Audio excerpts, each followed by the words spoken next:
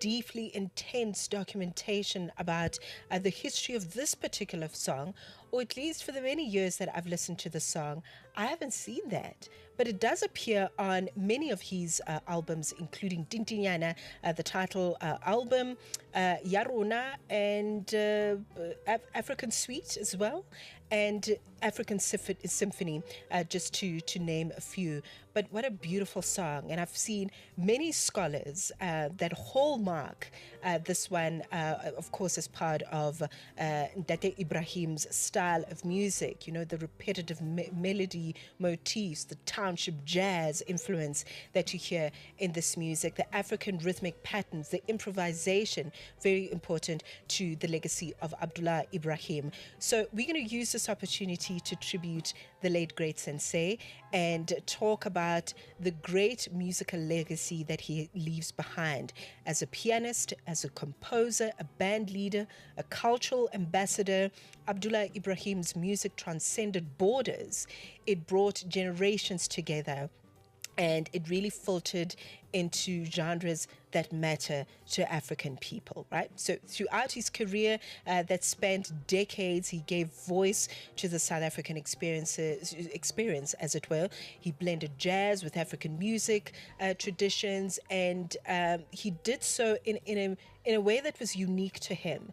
But this is the thing about being an influential person. You come into industry and you influence an entire new generation through the work that you do, and that's exactly what Dr. Ibrahim was able to achieve. So, to help us with our reflections on the work of Abdullah Ibrahim over the years, the remarkable life and the artistic legacy that he has left us with, I'm so excited to be joined by Dr. Roland Moses in his capacity as senior lecturer specializing in performance and improvisation and curriculum program coordinator at the Tshwane University of Technology. Dr. Moses, such a pleasure. Thank you for your time. Oh, thank you for having me on the show. Thank you very much. When you listen to Manenberg, which we just played, or Tintinyane, I mean, what memories come to mind for you? Not just as a musician, but just as a South African, as a person. Oh, yeah, you hear a lot of history. I still recall first hearing Manenberg in my early years of study at university and being entranced by the cyclical nature and just the style of playing. You know, Abdullah's style of playing is so uniquely South African, and as you mentioned, it draws on various traditions like Marabi, also church traditions and local idioms. And he has a unique way of fusing all these elements and making them, especially a tune like Manenberg, making it an iconic anthem. Some history behind it. It was also recognized as one of the tunes that reflected the anti-apartheid movement, you know, because it holds a lot of memory, identity, and resistance in the sound. If you look at his compositions, many people regard as Abdullah Ibrahim as a transnational composer, someone who changed how African music is heard globally and helped shift Africa from the margins to the center of modern music expression. I mean, at some stage, Nelson Mandela, former late president, described Abdullah Ibrahim as our Mozart, you know, and in response to some journalist questions when they asked him about Bach and Beethoven, he says, "Well, Bach, Beethoven, we've got better."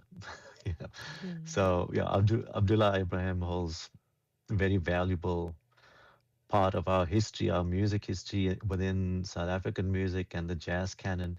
And you know, I was thinking about this early this morning, and he's actually like the soul of South African music.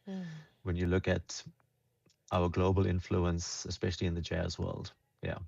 Absolutely. I think that is such a worthy, noteworthy description of the work that he did. He was the soul of South African jazz music. I have to agree with that. I think what gave him so much power, but made him so powerful, was how he viewed composition.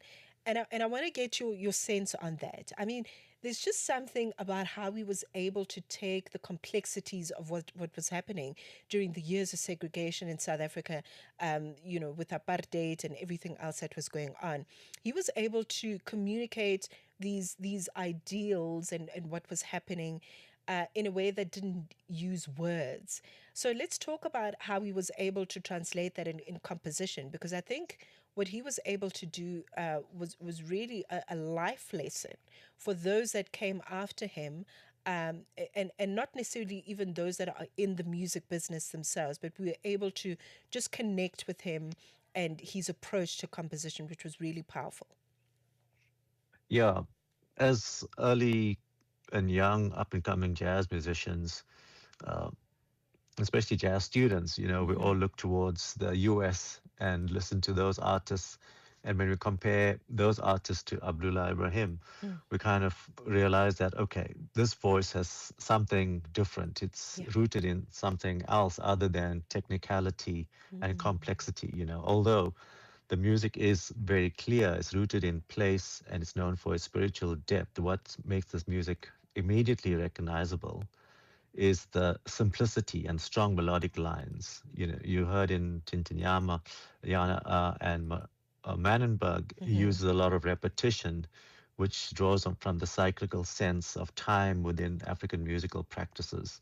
And at the center of his compositions is the sound of Cape Town, the Marabi sound, hymnody, and in some of the articles or interviews on him, he talks about community-based Mm-hmm. musical expression, which he integrates seamlessly with jazz. When you listen to Manenberg, you can actually picture what Manenberg looks like. You can hear the sounds of Manenberg. There's other pieces like African Marketplace, where you have a repeated piano figure, but again, where the groove and the melody and collective improvisation unfolds and evokes everyday life and movement. There's other pieces like The Wedding, Water from an Ancient Well, Mm. that reveals a more lyrical hymness to it, like a hymn-like writing. And one of my favorite tunes, Blues for a Hip King, where you have a melody that carries a strong sense of memory and spiritual reflection. Um, the one thing I find very intriguing about his compositions is how he uses space and also restraint. The music it always leaves room for silence, allows each phrase to breathe. I recall watching him a few years ago at University of Pretoria as a solo artist. He was Mm-hmm. commemorating one of the anniversaries and the opening of the art gallery, and he spent 2 nights playing solo piano and just listening to each note. Especially like pieces like The Mountain, you can hear deep emotional and contemplative experience rather than overwhelming people with technical display, which we used to currently. Um, and on one level, is compositions. They're deeply tied to South African history and identity. You hear Mm-hmm. the struggle, community, in the music. And on another level, it's the emotional clarity that he brings from the musical ideas, that makes it accessible across different cultures and contexts. So for me, his voice endures because it's specific, it's timeless, it speaks to a history, and it resonates with themes of resilience, belonging, and also the universal themes of spirituality. Man, so beautiful. Memories invoked through the life and times of Abdullah Ibrahim. We're joined on the line by Dr. Roland Moses as we really unpack what this legacy entailed artistically and spiritually as well. Let's take a break. Conversations are happening, and Channel Africa is at the heart of them. We tell the African story with clarity, pride, and purpose, reaching audiences that matter to your brand. Partner with us and connect your business with listeners across borders in multiple languages and markets. For partnership opportunities, sponsorship, or sales, email us at partnership@channelafrica.co.za. Channel Africa, the African perspective. Look closer. Listen deeper. This is The Journal with Mmatsheko Mosito on Channel Africa, the African perspective.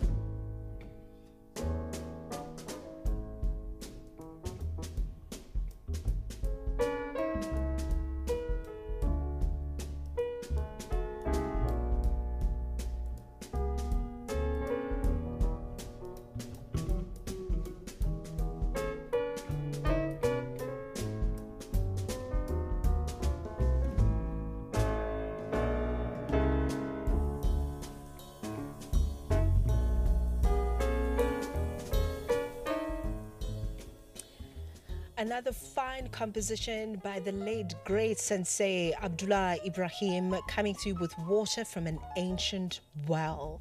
That title itself holds quite a lot. And, for me, being a free spirit as a composer, this is what it sounds like.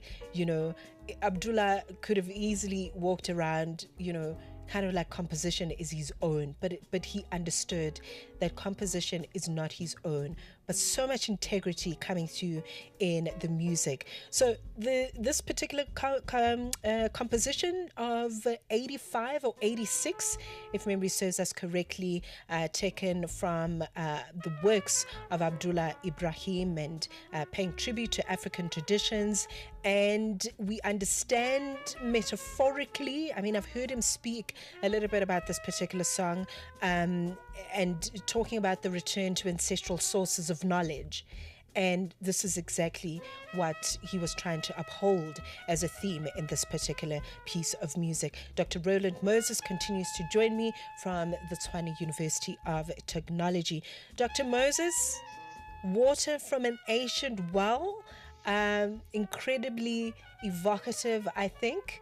Let's talk about this particular composition. Really stunning.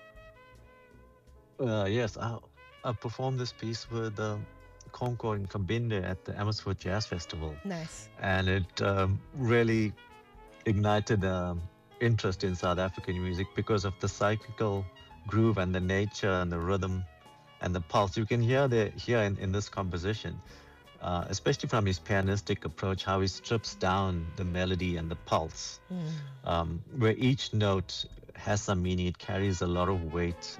Again, the emphasis is not on virtuosity, but the clarity of the intention and emotional honesty, using the space of silence, and silence and music that's actually happening within the spaces. So again, it creates a kind of meditative listening environment, where the music unfolds slowly and it invites reflection. I mean, if you read the title, Water from an Ancient Well, there's many things you can think about and reminisce about. I think that's what makes it profoundly moving, especially with the emotional, spiritual depth. But you'll also hear in his performance on piano, like Yeah. in his left hand, he has a few sustained notes, but also a focus on the tone and the touch and the phrasing, and using dynamics and a very expressive quality in his playing. Like when he gets into the second section, where you hear the music building, and all of a sudden it's back down, you know, getting you to reminisce, reflect, self-reflect, again, get into a state of meditation, and all just using simple harmonic language to convey the music and the meaning and the community within it. You know, you're just fantastic. I'm tempted to ask you, was your dissertation on Abdullah Ibrahim's work? Because I mean, your understanding of his work is it's really inspiring. I mean, you literally in that response took me on a journey of Abdullah Ibrahim, the philosopher, because there was that too to contend with, and to be confronted with, if you will, through his work. Did you write about him intensely?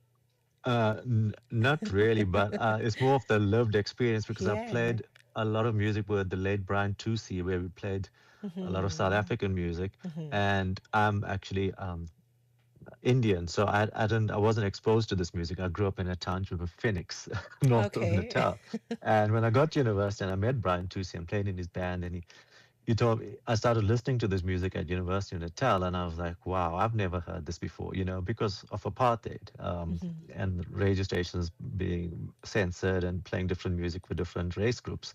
So when I started playing in his band, I sat with Manenberg and I said, I'm going to play this tune 1,000 times or more until I can feel this groove in my own playing, and I did that over many years.